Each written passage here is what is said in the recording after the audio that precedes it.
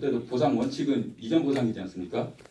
그 어디서 할 수가 없으니 그냥 폐업 보상을 해줬습니다. 그런데 나중에 감사원 지적이 나와가지고 안 된다고 그러더라고요.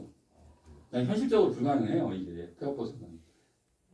그리고 그러면 저희가 어디 뭐 전라도라든가 뭐 먼 데 가서 해야 되는데 거기 가서도 사실상 이제 저희가 이제 대표적으로 축사를 얘기하니까 이 사람들이 원주민들이 어떤 데서는 축사 보상만 원한다, 뭐 축사 대책만 이렇게 말씀을 하시는데 그냥 대표적으로 해서 말씀을 드리는 거지.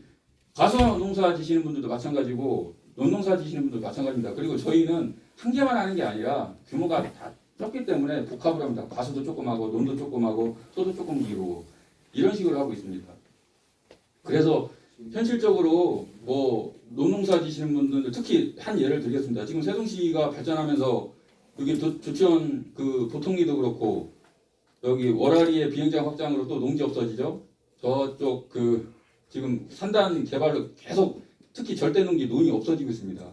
이 상황에서 집가는 계속 폭등하고 있고 그러니까 산단 세종시 내에서는 어떻게 보면은 자기가 영위했던 논농사를 질 수가 없습니다. 만약에 가서 하더라도 다 임대농으로 전락할 수밖에 없거든요. 이게 현실적으로 불가능한 얘기를 좀 알아보겠다, 뭐 해보겠다 이런 어떻게 보면 백지수표지 않습니까? 이렇게 되지도 않은 상태에서 저희 보고 야 생계대책 이거 마련하면 조건부 찬성해라. 더 이상 반대하지 말고 인허가받기 어려우니 저희는 이렇게밖에 인식이 되지 않거든요.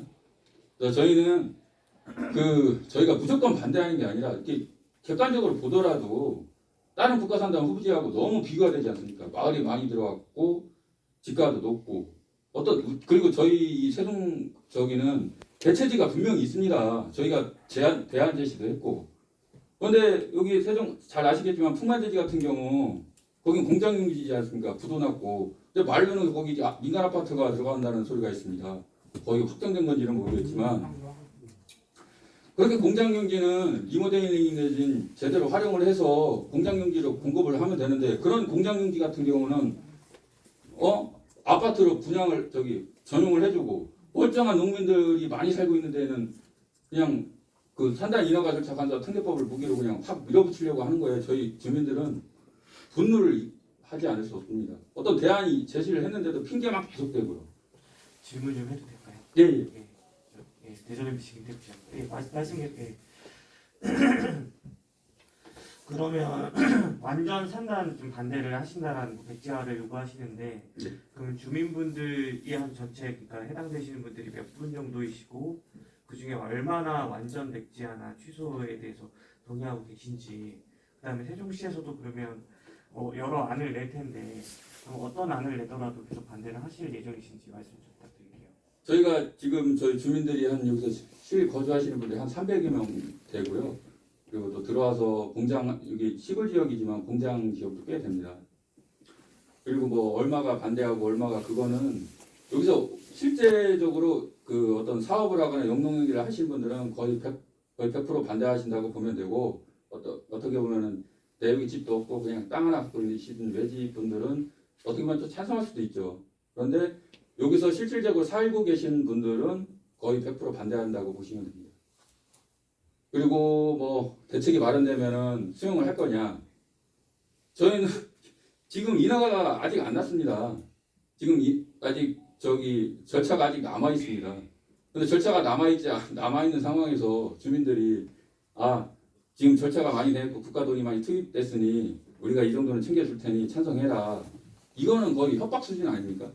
저희는 잘못된 것에 지적하고 좀 되돌릴 기회를 주는데 어떻게 보면은 저희 협박한다고 느낍니다. 저희는 솔직히 만약에 진짜 이거 어떻게 해서 그 상위 기관에서 승인해 난다고 치도 그때 가서 챙겨야 될 걸 지금 와서 뭐 이렇게 해줄 테니 반대하지 마라, 찬성해라.